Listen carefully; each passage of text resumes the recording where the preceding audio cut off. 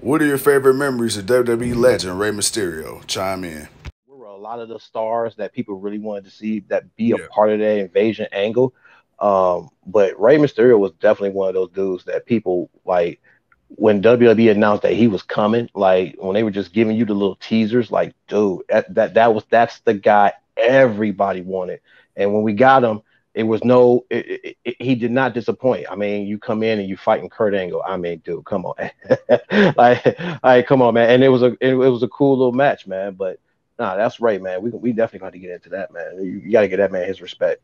It's funny because I didn't even have Ray on the agenda, but since we're talking about Ray, man, the cool thing about Ray is 2002 he came in, and what was so unique about Ray Mysterio at the time was Ray Mysterio is a small guy, what 5'4", Yeah, 5'5", maybe, and he's smaller than even the smallest cruiserweight at the time. So yeah, so especially this was an era where WWE specifically was truly the land of the giants. So the fact that you got so much hype behind a guy like a Rey Mysterio, and don't forget at this time you still had the Billy Kidmans, you had the Hurricanes, the Shane Helmses of the world, you had the X Pacs, but nobody got the fanfare and the love that a debut on Rey Mysterio got. Like when Rey Mysterio, when like, and he shot up through the ramp, and you got the pyro, you got the colorful mask, like who that jumping out the sky art, like bro, it was a whole vibe. And Ray was one of those guys yeah. who, when he first came into WWE, he was one of those guys from the other company who didn't get embarrassed. He's one of those guys who didn't get buried right away. Surprisingly, he actually got a very strong push, and like you say, he had matches with Edge, and then the Kurt Kurt Angle, Angle, and then Eddie, him and Eddie, then of course him and Chavito, the whole angle with the Guerreros, and Batista, Batista, dude, that Batista angle, Triple H.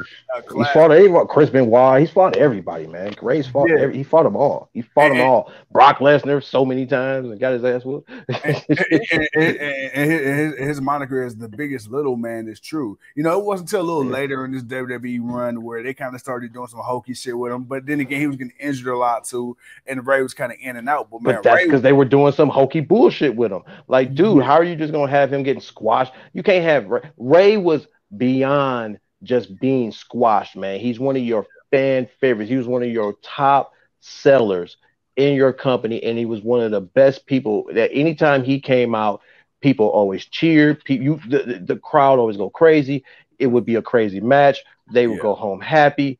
Ray deserved better than to be squashed by Kane and Mark Henry and all these other people. Of course, he would get injured, man. It's no different than the way they did Daniel Bryan when he was in WWE. Like, yeah, I get it. I understood the method to the madness, but at the Yeah. same time, it's like, bruh, at what point do you not think people are gonna get injured? And then when you bring them back and then you do some more crazy shit with them and then they get injured again. And then it's not Yeah. even the injury that they had before. You fucked around and fucked something else up. Like, come on, man. It was not like he was injury prone. It's not like some guys were injury prone. It was the way that they were handled. And that was the issue. That was the problem, man. And I wish uh Ray wouldn't still be handled that way. He truly deserves better. What's crazy? I remember back in the day, and I know if I remember, I know you remember. Back when WWE, man, when they said the WWE magazine, right? You remember that, the WWE Mm-hmm. magazines? And it's Mm-hmm. funny because I remember, I used to go to the library, and I didn't read many books. Look at the divas at magazines. Yeah. Come on, man. A little Sable, a little Tori action, a little Candice Michelle action, a little Melina doing the split on the front cover. That's neither here I nor there. got the Tristan Lita ones. I got the Yeah, yeah, Tori Wilson's, the yeah. Stacy Hey, hey, Keebans. hey, Okay. hey, hey, hey. I was going to WWE.com on the library computer, just finding some not so kayfabe content. Wink, wink. All right, man. Look, hey. They did the thing. Hey. But That's all I got to say. going back to Ray, I remember, he was so iconic because, you know, my guy used to come out in the Yeah. hometown colors or whatever town he was in, but nothing was better than when he came out in the iconic San Diego Chargers, the powder blue with the lightning bolt, Oh yeah, or you know, yeah. when he came out back in WCW with the Phantom mask and all that, you know, and then WrestleMania, I believe one year he was like the Green Goblin, and I remember they would always have the mask, and I remember we could never afford it. The mask, I remember to this day, it was $99.99, but they had the plastic ones for $19.99. And I remember my homie at the time, he had a plastic one.